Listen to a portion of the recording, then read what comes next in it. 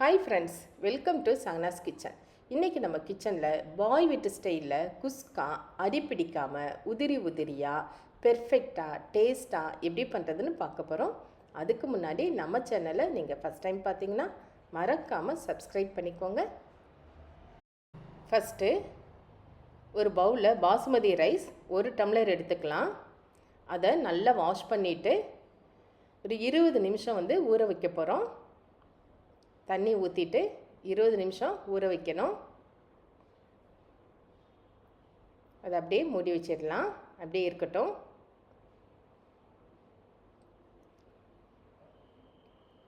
இப்போ 20 நிமிஷம் ஆயிடுச்சு. தண்ணியை மட்டும் வடிச்சிட்டு அப்படியே எடுத்து வச்சுக்கலாம். அடுத்து ஒரு குக்கர் எடுத்து அடுப்பில் வச்சுட்டு ஸ்டவ் ஆன் பண்ணிக்கலாம். அதில் 2 டேபிள் ஸ்பூன் எண்ணெயும் 2 டேபிள் ஸ்பூன் நெய்யும் சேர்த்துக்கலாம்.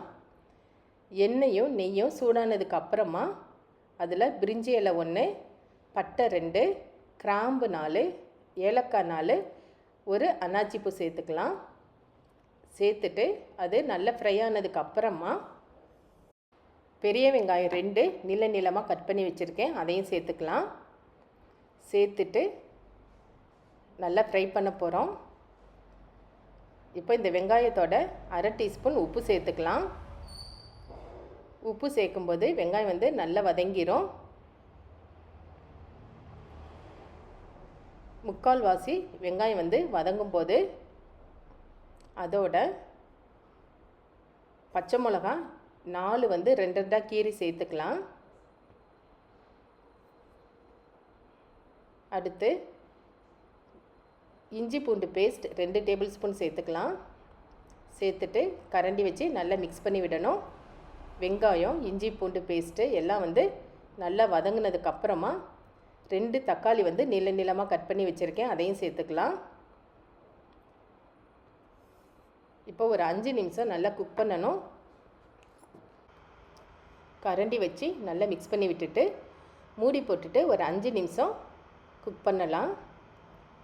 எண்ணெய் இது மாதிரி பிரிஞ்சு வரணும், அது வரைக்கும் நல்லா வேக விடணும். தக்காளி நல்லா வதங்கினதுக்கு அப்புறமா கட் பண்ணி வச்சுருக்கிற கொத்தமல்லி இலை 1 கைப்பிடி இருக்குது, 1 கப்பு, அதையும் சேர்த்துக்கலாம். அதோட புதினா இலை 1 கப் இருக்குது, அதையும் சேர்த்துக்கலாம். சேர்த்துட்டு நல்லா வதங்குற வரைக்கும் வெயிட் பண்ணலாம். புதினாவும் கொத்தமல்லியும் சேர்க்கும் போதே நல்லா வாசனை வரும். அடுத்து நல்லா வதங்கினதுக்கப்புறமா காஷ்மீர் சில்லி 1 டீஸ்பூன், மிளகாய்த்தூள் 1/2 டீஸ்பூன் சேர்த்துக்கலாம். சேர்த்துட்டு நல்லா மிக்ஸ் பண்ணிக்கலாம். நல்லா கலந்து விட்டுட்டு தயிர் 2 டேபிள் ஸ்பூன் சேர்த்துக்க போகிறோம்.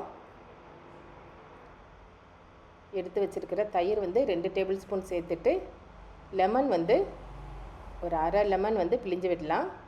பெரிய சைஸ்னால் 1/2 லெமன் போடுங்க, சின்னதாக இருந்தால் 1 லெமன் ஃபுல்லாக போடலாம். போட்டுட்டு நல்லா மிக்ஸ் பண்ணிக்கலாம். இதோட மஞ்சள் தூள் 1/2 டீஸ்பூன் சேர்த்துட்டு நல்லா மிக்ஸ் பண்ணி விட்டுட்டு எல்லாம் நல்லா வதங்கினதுக்கு அப்புறமா தண்ணி சேர்க்க போகிறோம். 1 டம்ளர் பாசுமதி ரைஸுக்கு 1.5 டம்ளர் தண்ணி சேர்க்கணும். தண்ணி சேர்த்துட்டு இப்போது தேவையான அளவு உப்பும் சேர்த்துக்கலாம். உப்பு ஏற்கனவே போட்டிருக்கோம், அதனால் பார்த்து சேர்த்துக்கலாம். சேர்த்துட்டு நல்லா மிக்ஸ் பண்ணி விட்டுட்டு தண்ணி இப்போ நல்லா கொதிக்கணும். இது மாதிரி நல்லா கொதித்து வந்ததுக்கப்புறமா நம்ம ஊற வச்சுருக்கிற அரிசியை சேர்த்துக்கலாம். ஏற்கனவே ரைஸ் ஊற வச்சுட்டு தண்ணியை வடித்து வச்சுருக்கோம், அந்த ரைஸை இதில் சேர்த்துக்கலாம். சேர்த்துட்டு நல்லா மிக்ஸ் பண்ணி விடணும். இப்போது ஸ்டவ்வை மீடியம் ஃப்ளேமில் வச்சுட்டு குக் பண்ணலாம். ஒரு 5 நிமிஷம் மீடியம் ஃப்ளேமில் அப்படியே வச்சிட்டோம்னா தண்ணி கொஞ்சம் கொஞ்சமாக வற்றிட்டு சாதமும் தண்ணியும் ஒரே லெவலுக்கு வரவும் அப்படியே மூடி வச்சிடலாம். அடுத்து சாதத்தை தம் பண்ண போகிறோம். அதுக்கு ஒரு பழைய தோசைக்கல் எடுத்து அடுப்பில் வச்சுட்டு ஸ்டவ் ஆன் பண்ணிக்கலாம். இப்போ ரெடி பண்ணி வச்சுருக்கிற சாதத்தை இது மேலே வச்சிடலாம். குக்கரை மேலே வச்சுட்டு அதுக்கு மேலே மூடி வச்சுட்டு இது மாதிரி வெயிட் வச்சுக்கலாம். இது ஒரு 10 நிமிஷம் அப்படியே இருக்கணும். 10 நிமிஷத்துக்கு அப்புறமா அடுப்பை ஆஃப் பண்ணிடலாம். ஆஃப் பண்ணிவிட்டு ஒரு 10 நிமிஷம் வெயிட் பண்ணுவோம். அதுக்கப்புறம் சாதம் நல்லா வெந்து வந்திருக்கும். 10 நிமிஷம் ஆயிடுச்சு. இப்போ மூடியை திறந்து பார்த்தோம்னா சாதம் நல்லா உதிரி உதிரியாக பொலப்பொலன்னு அடி பிடிக்காமல் நல்லா வெந்து வந்திருக்கும். இதே மெத்தடில் நீங்களும் செஞ்சு பார்த்தீங்கன்னா குஸ்கா பெர்ஃபெக்டாகவும் டேஸ்ட்டாகவும் ஈஸியாகவும் பண்ணலாம். நீங்கள் செஞ்சு பார்த்துட்டு கமெண்ட்ஸில் எப்படி இருக்குன்னு சொல்லுங்கள். அடுத்து ஒரு புது வீடியோவோட மீண்டும் சந்திக்கலாம். Bye by.